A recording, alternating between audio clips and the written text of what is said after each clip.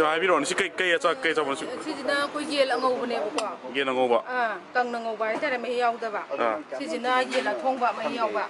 얘는 통바. 시나 오픈바. 아두가 솜나. 오픈 보세. 마히 박 야우슬락래. 아야마나 마히 기빠만이노고. 아두가 솜나 간기지나 시간 칠리. 치킨 칠리. 아두가 시나 옥마콩 소이bunga 통바. 시간이 칼레이바 박항 매양 빰나바 이따래. 박강이 장님 지나. 시지나 옥오바 깡는 오바. aduga sina ok manungsa ju yam jalak re lo chalak gi aduga sina nganu ngoba aduga sina san thong ba san thong ba aduga sina koina oka ngang wa thong bani 시즌 로이도래. 로이도래 양 로이 살고 타이밍 따래 가지. 오케이. 어이 데비 깨노제 사자. 지금들이 농무다 양까지 통. 지금제 거의 하나디 농마다 계지 양kai 후쿠마다 통하면 아직 저기 마켓이 프라 거기는 바이파스 거기에도 마야만 라미나 거. 아직 농마다 계지 군트라 되게 하나 통못 넘드래. 아직이 맛이 야매고. 두간지 맛이 야매 바이파스 거기 갔던 거라 말이지 로이 산독 나라미나 거. ям 넘드래 지금. 어떻게 저기 양 추르게 스토리. 거기는 두간 떠오르지 저기 따라가니 거기 묵수래. 다이 좀 묵수래. 거기는 바이파스 떠올 거네. 제가 파스 떠오네. 아다 사기 자가 지금 다 해비우네.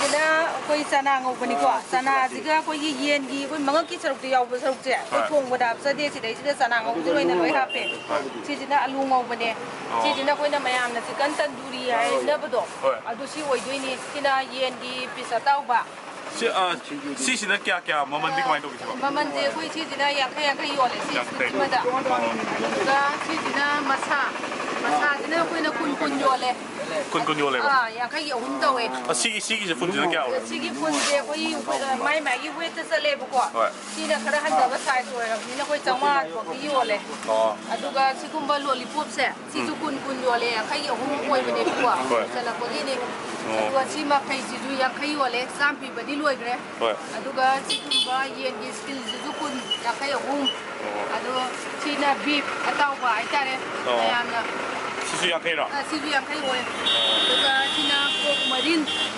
aduga sina pork atau ba marin si kya tara pork marine jena tara oi pork atau jena lupa yang kai oi chips kai sina kya tara kai di tara ga tani si tara ga to tara gi red nga tani chele jing ji aduga sumba sinju se sinju si ori ba sinju gi item jena lupa kun koi na yang kai gi lo ga ga na mi na koi na tau je ba si ju chicken mo yaw bro chicken yaw ge sina vegetable nga tani chicken sinju le ye ba adu gi di loi gre adu vegetable nga ta ngai le ಅದು ಪುಂಕ್ಯ ಅಯುಕ್ತಗೆ ಇದು ಅಯುಕ್ತಿ ಅಕoi pung nipan sai di start tau hau de aduga nungdang gi tara ma thoi sai da dum lo chale lon badi nungdang gi pung tara da lon bane ko koi je adu mayang gi pheng ba sam ba tau ngai da dum pung tara ma thoi di dum tai ro sa dum theng ko mani pu de dum theng ne ba Mata mamda di koi pung baro ma ba dum yola me ba koi ka ye ting bam le di ba di ji ting na tau ya gi si na kai da pang nam lo sina yen pang nam moi dui ba si jina kang lain pang nam si jina koi ding yen pang nam sina kya pi ba yen pang nam ji kuntra koi na mina yang kai gi lo ga ga na ani je dum tau ba kang lain pang nam ji yang kai gi lo ga ga di ani dum tau ma wa kai ni ha customer su dum chilli ne ko dum customer hao pun ni kang dia me anu si pun ni kang dia dum ani ma dum moi tam ni hao cho dum chi ko ai se azik Khagempalli gi lambi re lai se street food me am lai ba ye na oina ani mak loi lai adu nei lai se to me am sna pe na sum bu han chani na na city thola capture ba ne dukan ha ba ne le sangai se si sna party ahan bu su oi hai han da gi moi na hong ko ni sa adu ga mathang yam lai dukan to ko su ai mathang da capture ke kai yaw ke ha ba to me am su ni se ma kamara ka 제발 좀 아이 좀 까보기가 엉락해. ꯑꯗꯨꯒ ꯁꯣꯝꯒꯤ ꯉꯥꯒꯤ ꯑꯃ ꯇꯣꯉꯥꯟꯅ ꯂꯩꯕꯅꯦꯕꯀꯣ street ꯁꯦꯟꯇꯔꯅ ꯁꯤꯗꯒꯤ ꯁꯣꯝꯗ ꯍꯥꯏꯗꯔ 우리 ꯑꯗꯨꯒꯤꯗꯨꯁꯨ ꯍꯥꯏꯐꯦꯠꯇꯪ ꯎꯗꯔ 야예 ꯍꯣꯏ 시들 래 두칸 머밍 틴틴 미트 센터 해봐 래 나도 아직 시들 래 세모이기세 쇼로 광고 되게 해피 잉을 락해 보고 दुकान से सिदामा ले रहे अनी ले रहे अहुम ले रहे मरी ले रहे अमदी थोंगलो ले आधा सोमा आधा जो अनी ले रहे अदे किधर है कलगा सु मैम ले अदगी सोम साइड सु ले अदा इसुम खरगा सुम संजर रखे मैम सिना कोई दुकान अनी सु बने चंगई से वेस्ट जोन है दुकान कई बार वेस्ट जॉइन दुकान में मिक्स ले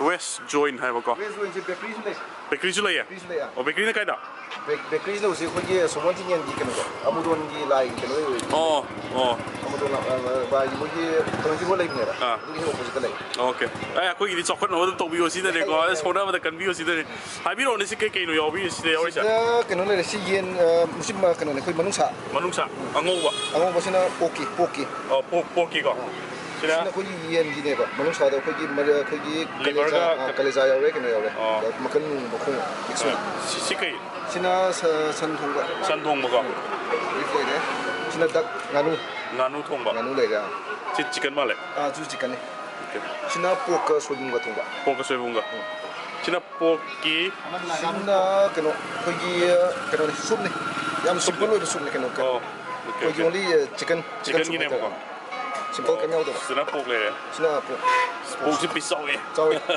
adu pisau ne chat pra ma man je kamai do ge pisto ne chat ne lo pa kya pisto 50 lakh ne देखिए मतलब तो आप ये ना मक्खों से कोई के नहीं फ्राई कोई मसाला हापर के तो फ्राई तो चुम सिंपल था कबाब टाइप है हां कबाब टाइप और सिने क्या कमाई हो ले और क्या 20 per piece सिने के लिवर लिवर ओके देखिए मरीन ले मरीन जितना था मरीन की क्या है तारा को ना ले कहीं का नुची वो कुरी घुमा ले 땡바 안 해봐. 땡바 나지는 क्या होगा? 나지 क्या ना? sama. 100 rupees. Sika ini beef lah. Beef lah. Beef तो मसाला ही होगा. मसाला beef. देखिए fruit salad ले रहे, chips ले रहे, देखिए सिंजू ले रहे. और सिंजू सी क्या क्या? सिंजू ना 20 सिंजू 20 को. 20 है. तरह. चिकन की सी आओ चिकन की लोई है. चिकन लोई रहे बा. देखिए आइटम इधर. ये कंटो भी आओ. Leg piece ada wings leg piece आओ. Leg piece सी क्या yang kayak. Aku ini kan mesti set terima kan. Menu थे ले बुका. ले रहे. देखिए whole chicken जी ना क्या कमाई तो होगे मामा. Chicken जी 450 lah. 500 को. 450 dan 500. Si 1 kg mung lai ba kemain tu. Ilang ye lai ba. 1.5 tu mea ni box. Oh, spring ball lai ko. Sing di pada ye. Sina kya hoy ba? 400. Sta kilo lai ne. Or kilo si yang kai ro kwan de la. Okay. Yang kai ne ba. Okay. Sta कोई menu तो सिले रहे क्या नौकी waste joint की menu सिले रहे मोमो से तुम जाओगे मोमो सिले प्रोसेस ना तो फास्ट फूड चले ये बा फास्ट फूड से मुझे प्रोसेस तो उठी बा प्रोसेस तो उठी तो मैं हाँ ना कुछ इसका इनकन्वीनियंट हुआ बा अभी ना मुझे तो हुआ कई लम्बा हांग दे ना फास्ट फूड से कोई रिमस्ट्रोट तक तो उसे ना है नहीं रिमस्ट्रोट ता तू भी दांग गिरो कोई हम नंबर लाके तो क्यों आई कोई ना तो रे समय दे अब तो पुगे दे क्या वहाँ के पुगे कोई एटी पुंतरा में तो शायद हाँ ना नुगांगी पुंतरा कस्टमर वाते वाला नुगांग केंगे सुधु को मुझे काय दिया केना हाँ मुझे टी पुंतरा ये वही कंटोनर फिक्शन में हम वही कंटोनर ओके या हम हो जाए माय पाक कोई भी आई मतलब कैप्चर रखिए Sige na dukaan ni suba ni. Dua kan apa sabi ko? Yeah. Oh, dukaan ni suba ka kre. Do ahum ka pakke. Marin ngau siya kay tama. Ha. Ay di lah. Marin ngau ya. Yang kaya jo. Sama kay na to la. Yang kaya ma. Yan ang yang kaya ma ka. Yang kaya to la ba. Pero sige siya, ani ko to ko. Ani. Yang kaya umba.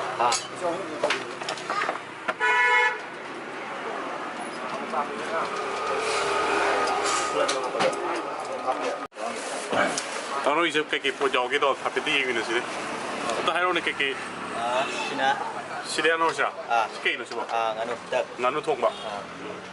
Sina po food pa. Hanggang ka. Hanggang ka. Sina chicken. Chicken ang kung buka. Pork lah sina. Pork. Beef ne ba? Chicken chili. Chicken chili sila re. Sina pork curry. Pork curry le re.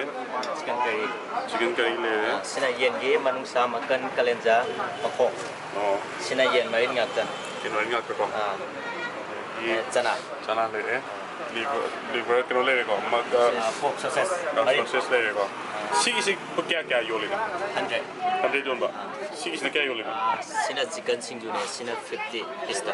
50 ko. Sina kya? 20 rupees. 50 Lollipop si yang kay home ka.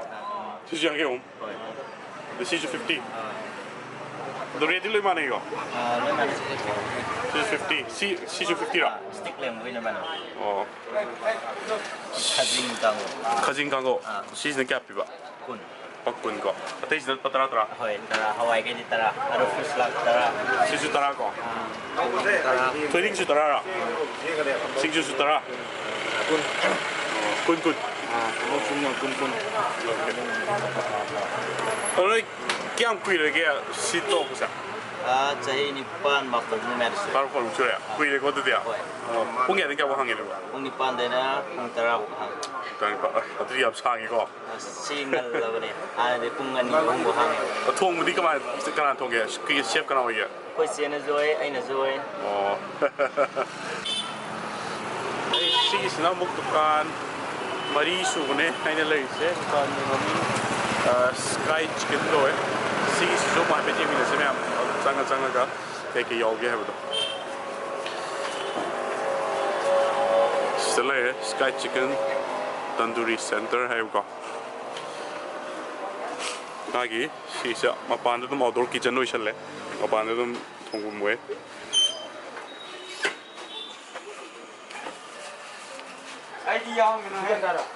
아, 현재는 파우더리 있는 죠. 아도 시대 하피다 하비로 오는 게 보노 하비도. 아이 사피야오는 시게 보노. 뭐가 통네 와. 시게라. 시 치킨 kebab 그거 얼마래? 나누네. 시드라 하와이자 키로가 메이지는 क्या 오이나? 20 rupees lah.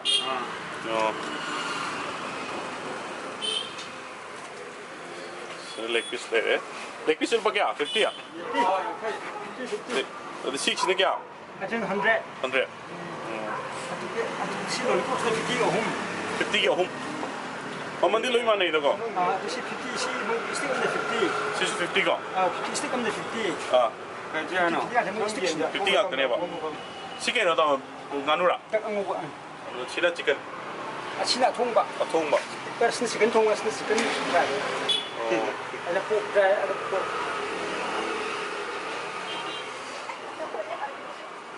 Singa sidi kai nganu ka masiba. Bengba ne ba.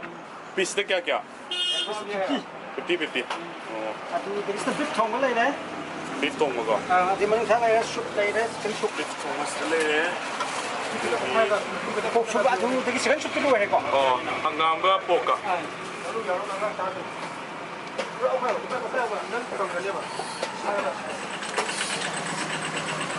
Siju pengwa na tro. China piece de kya no? Oh, 300 normal.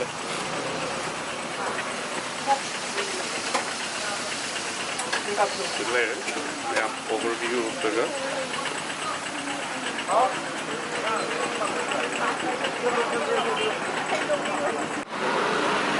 Sana bagi video macam nama saya tunjuk penuh dah kita lagi. Ya, terima. Ayo ini ni. Ay hajar kiko. Oh. Oh sige siya. Kaleza ni ka makanan ni ka pipiro. Deka. Sige beef later ba? Beef later. Ang ubo siya. Beef lah. Siya. C50 kita pipiro. Lagi. Seasonal pork. CC50 kita pipiro. Ah, yang kita pipiro.